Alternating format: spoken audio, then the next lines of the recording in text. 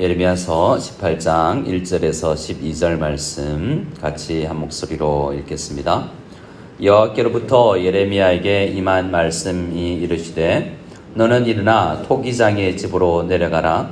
내가 거기에서 내 말을 내게 들려주리라 하시기로 내가 토기장의 집으로 내려가서 본즉 그가 농로로 일을 하는데 진흙으로 만든 그릇이 토기장이의 손에서 터짐에 그가 그것으로 자기 의견에 좋은 대로 다른 그릇을 만들더라.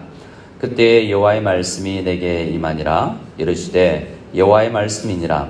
이스라엘 족속아 이 토기장이가 하는 것 같이 내가 능히 너희에게 행하지 못하겠느냐. 이스라엘 족속아 진흙이 토기장이의 손에 있음 같이 너희가 내 손에 있느니라.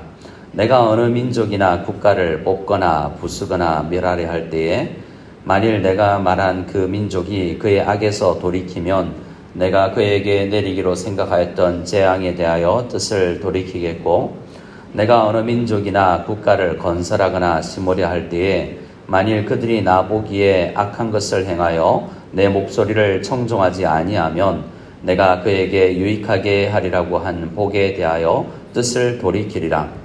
그러므로 이제 너는 유다 사람들과 예루살렘 주민들에게 말하여 이르기를 여호와의 말씀에 보라 내가 너희에게 재앙을 내리며 계책을 세워 너희를 치려 하노니 너희는 각기 악한 길에서 돌이키며 너희의 길과 행위를 아름답게 하라 하셨다 하라.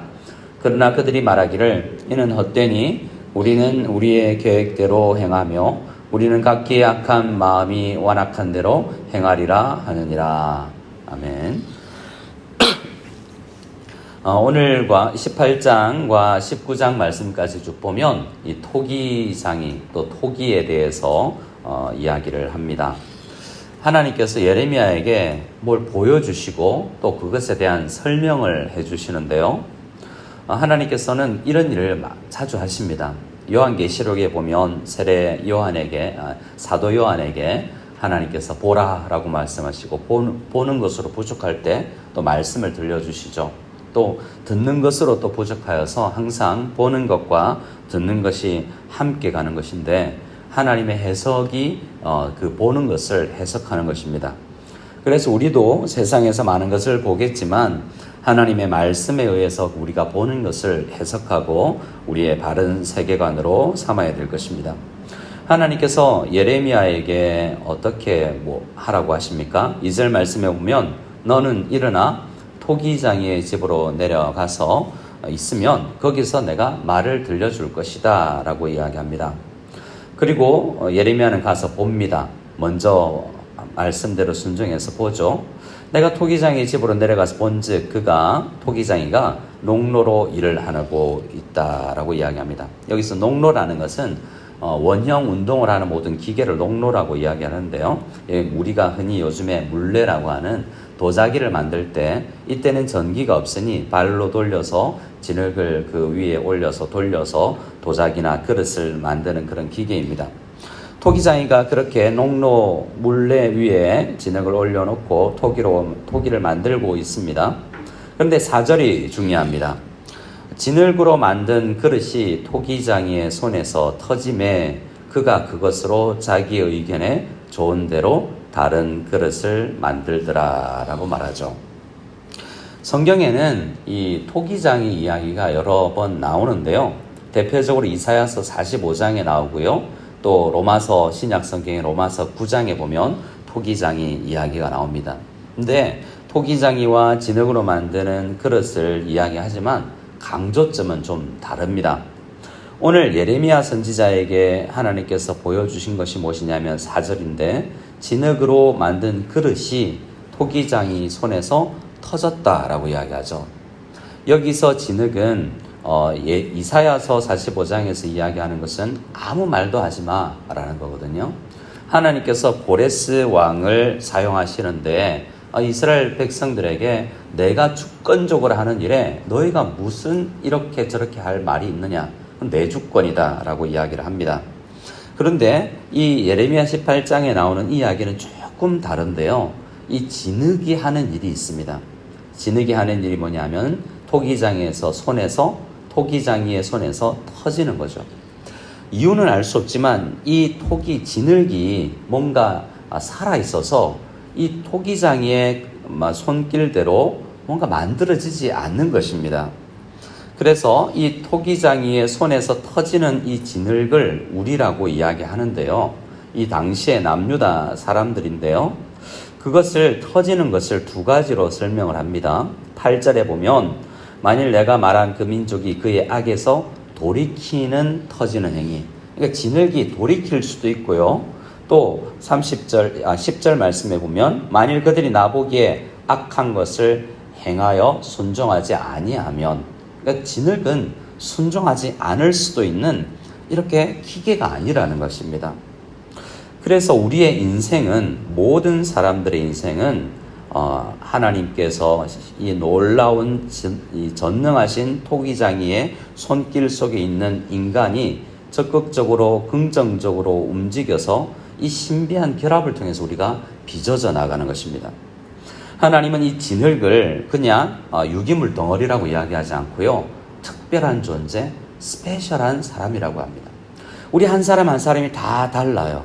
우리가 다른 사람을 보면서 뭔가 비교하면서 이상한 생각을 가질 필요가 없습니다. 우리는 하나님께서 지금 만드시는 중인데 우리가 연약하든 강하든 하나님의 손길 안에 있다는 것이 중요합니다. 우리가 어떻게 반응하느냐에 따라서 하나님께서 내어버려 두시지 않고 우리를 계속 빚어가시는데 은혜가 있습니다. 4절 말씀을 보면 진흙으로 만든 그릇이 토기장이에서 손에서 터짐에, 이 진흙이 잘못되어 있으니까 진흙을 버려버리고 다른 진흙을 가져와서 빚는 것이 아니라 그가 그것으로, 터진 진흙으로, 뭔가 이 토기장의 마음대로 빚어지지 않는데 하나님은 우리에게 순종하라, 십계명을 지켜라, 정말 마음을 아름답게 하라라고, 서로 사랑하라고 이야기하고 공동체를 세우라라고 이야기하는데, 이 하나님 손에 있는 진흙이 마음대로 삐져져 나가고 구멍을 내고 자기 마음대로 모양을 만들고 싶어 합니다.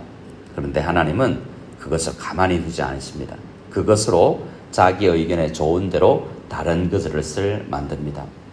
하나님께서 우리의 인생에 우리에게 말씀하시기를 각자가 나는 이렇게 만들 거야 라고 말하시는데, 우리가 뭔가 순종하거나 불순종하면서 원래 처음 만들었던 그런 모습이 아니라 다른 모습으로 빚어져 나간다는 것입니다.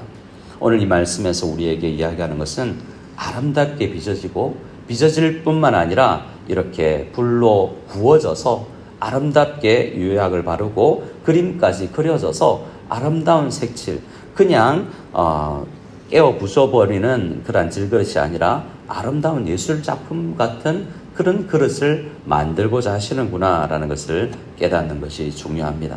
지금도 우리는 하나님의 손길 가운데 있다라는 것을 깨달아야 합니다. 하나님은 또 어떤 분이냐, 6절 말씀에 직접 설명을 해주시는데요. 여호와의 말씀이니라 이스라엘 족속아, 이 토기장이가 하는 것 같이 내가 능히 너희에게 행하지 못하겠느냐. 이스라엘 족속아, 진흙이 토기장이의 손에 있음 같이 너희가 내 손에 있느니라 라고 말씀하십니다. 렘블란트라는 유명한 미술가가 있죠. 화가가 돌아온 당자, 이 당자의 귀향에 대한 그림을 그리는데요. 그 그림의 이 빛의 예술가 렘블란트는 손에 빛을 줍니다. 아버지의 손에요. 돌아온 당자는 뒷모습만 있어요. 왜 손이냐면 성경에 하나님 우리를 손으로 빚어서 만드시고 생기를 불어 넣으셨습니다. 하나님은 항상 원래 처음 창조할 때도 손을 이용하셨고, 또 우리를 재창조할 때도 지금 넘어져 있고 쓰러져 있고 마음대로 살려고 하는 우리를 만지시는데요. 때로는 때리기도 하시고, 때로는 강하게 움켜쥐기도 하시고, 때로는 부드럽게 만지시기도 하시는 하나님의 그 손길을 우리가 느껴야 된다라는 것입니다. 그래서 렘브란트가 그린 그 아버지의 손은 한쪽은 어머니의 손같이 곱고 한쪽은 거친 일하다가 온 아버지의 손같이 표현되어 있습니다. 하나님의 손길은 때로는 부드럽지만 때로는 우리에게 강하게 우리를 움켜쥐을 때도 있다는 것입니다. 중요한 것은 하나님의 손길에서 우리가 벗어나지 않고 항상 그 손길 안에 있다는 것입니다. 하나님의 손길은 때로는 강한데요. 7절 말씀에 내가 어느 민족이나 국가를 뽑거나 부수거나 멸하려 할 때라고 말하죠. 하나님은 어떤 분이냐면 1장부터 이야기했던 그 하나님 1장 10절에 내가 여러 나라와 여러 왕국 위에 너를 세워서 내가 그것들을 뽑고 파괴하며 파멸하고 넘어뜨리며 건설하고 심겠다라고 예레미야에게 말씀하셨죠. 하나님은 어떤 나라나 지금 성경에 나오는 5대 국가만 보더라도 하나님께서 필요하면 세우시고 너무 강하고 너무 악하면 무너뜨려 버리시고 뽑아 버리십니다. 우리 성도뿐만 아니라 하나님의 손 안에는 모든 민족과 열방이 다 들어있는 거예요. 그래서 우리는 하나님의 손 안에 있다는 것을 감사하며 여기고 하나님 오늘도 나를 아름답게 빚어주십시오 라고 해야 합니다. 그런데 어떻습니까? 어느 민족이나 국가나 우리 성도들이나 하나님께서 원하시는 그들대로 빚어지지 아니하고 악에서 돌이키지 아니하면 뽑아버리십니다. 하지만 하나님 앞에 순종하면요 재앙을 돌이키시죠. 요나스를 통해서 우리에게 이야기해 주신 바 니느웨가 재앙에서 건짐을 받는 것이 악에서 돌이키기 때문이 아니겠습니까? 하나님을 믿는 민족이 아니지만 말씀 앞에서 악에서 돌이킬 때에 하나님께서 재앙을 거두어 가시는 것입니다. 또 10절 말씀에 만일 그들이 나보기 악한 것을 행하여 내 목소리를 청종하지 아니하면 불순종하면 내가 그에게 유익하게 하리라고 한 복에 대하여 뜻을 돌이키십니다. 우리에게 주시고자 했던 그 복도 빼앗아 가신다는 거죠. 하나님은 남유다에게 나라를 망하게 하지 않고 포로로 끌려가지 않게 하실 수도 있어요. 그렇게 수백 년을 살아왔지 않습니까? 하지만 너무 뜻을 돌이키지 아니할 때 하나님은 복을 거두어 가시기도 하는 것입니다. 그래서 11절에 예레미야는 이 모든 그림 언어를 가지고 설교를 합니다. 그런데 12절에 그들은 엉뚱하게 반응을 한다라는 것이 오늘 말씀의 결론입니다. 11절입니다. 예레미야가 어떻게 설교해야 합니까?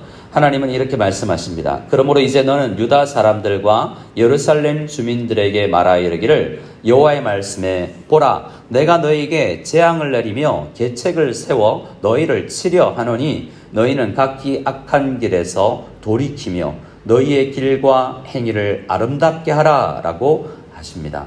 하지만 남유다는 어떻게 반응합니까? 아니야 나는 이대로 살래. 나보고 악하다고? 나 악한 대로 살래? 라고 하나님 앞에 되어드는 모습입니다. 직접 들어보고 우리 함께 기도하겠습니다. 12절입니다. 그러나 그들이 말하기를 이는 헛되니 우리는 우리의 계획대로 행하며 우리는 각기 악한 마음이 완악한 대로 행하리라 라고 말했다 라고 합니다. 그러니 어떻게 되겠습니까? 재앙이 그들에게 임하겠죠. 오늘 하나님께서 우리에게 주시는 것은 뭡니까? 너희는 진흙이다. 나는 너희를 빚고 있다. 아름답게 빚어갈 거고 너희가 엉뚱한 길로 가고 너희가 만들고 싶은 인생의 모양이 있겠지만 그래도 그걸 이용해서도 나는 아름답게 합력하여 선을 이루어 너희를 포기하지 않고 빚어내겠다라고 말씀하시는 것입니다. 이때 우리는 어떻게 해야 되겠습니까? 우리가 찬양했던 것처럼 찬송가 425장 주님의 뜻을 이루시옵소서 고요한 중에 이 아침에 기도하오니 진흙과 같은 나를 빚으사 주님의 형상으로 빚어주십시오 라고 간절히 기도해 나아가야 되겠습니다. 뜻을 돌이켜야 될 것이 있다면 하나님께 회개하고 하나님 앞에 어떤 모양으로 만들고 계십니까? 이 오늘 하루 속에 나는 또 어떻게 빚어져 나갈 계획입니까? 라고 주님 앞에 우리가 뜻을 물으며 나아가는 이 아침이 다 될 수 있기를 소원합니다.